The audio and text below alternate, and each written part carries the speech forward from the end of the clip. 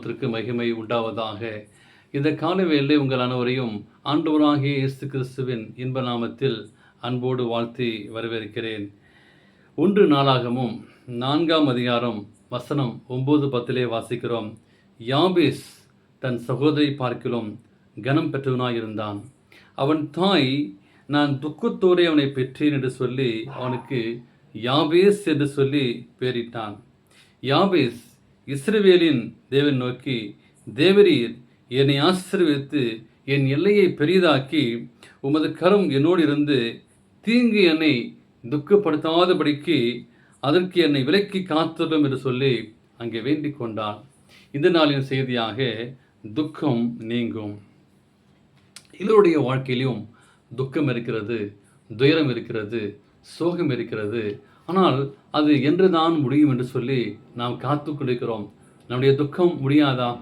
நமக்கு இருக்கிற பிரச்சனை முடியாதா? உங்கள் துக்கம் சந்தோஷமாய் மாறும் என்று சொல்லி வேதம் சொல்கிறதே. நம்முடைய துக்கம் எப்பொழுது மாறும் என்று சொல்லி நீங்கள் நானும் ஜெபித்து கொண்டிருக்கலாம்.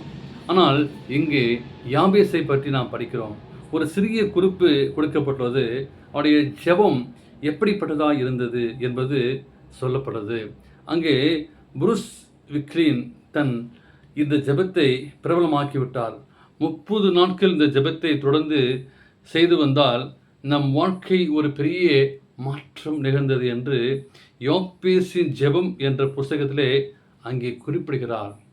யாபேசின் தாய் மிகுந்த துக்கத்தோடு அவனை பெற்றபடியால் அவனுக்கு யாபேஸ் என்று சொல்லி அங்கே பெயரிட்டான். துக்கன் என்பதற்காக எபிரேய வார்த்தையை போன்று இந்த பெயரும் உள்ளது. யாபேஸ் அங்கே வளர்ந்தபொழுது அவரை நோக்கி அருமையான அங்கே ஜெபம் செய்கிறார். அவருடைய ஜெபத்தை ஆராய்ந்தால் அவரை பற்றி நாம் அறிந்து கொள்ள முடியும். தேவன் தன்னை ஆசீர்வதிக்க வேண்டும் என்றார். இது ஒரு பொதுவாக ஒரு வேண்டுகோளாக இருக்கலாம். எல்லோரும் இப்படி நாம் ஜெபித்ததுண்டு. சிலர் குறிப்பிட்ட காரியங்களை சொல்லி ஜெபிக்கிறார்கள். இங்கே என் எல்லையை பெரிதாக்கும், எங்களுக்கு அதிகமான இடம் வேண்டும் என்று சொல்லி நேரடியாக நாம் ஜெபிப்பதில்லை. அதுவே ஒரு பொறுப்பை தருமாறு அங்கே யாபேஸ் கேட்டதாக அங்கே வாசிக்கிறோம். எனவே அவருடைய குறைகளை ஆண்டவர் நிறைவாற்றுவார். இந்த உலகம் பலவிதமான கேவலப்பட்டிருக்கிறது, தோல்வியடைவர்கள் என்று சொல்லி எண்ணுகிறார்கள். ஆனால் தோல்வியடைய மறுக்கிறார்கள்.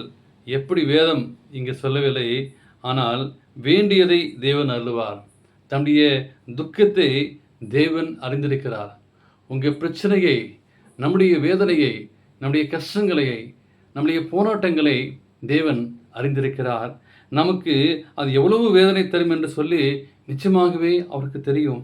ஆண்டவர் வேதனை தருவது அவருக்கு பிரியமான ஒரு காரியம் அல்ல.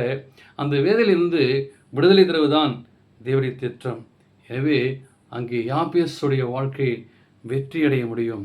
அவருடைய துக்கத்திற்கு ஒரு முடிவு வந்தது. அவருடைய துக்கத்திற்கு ஆண்டவர் ஒரு முற்றுப்புள்ளி வைத்தார்.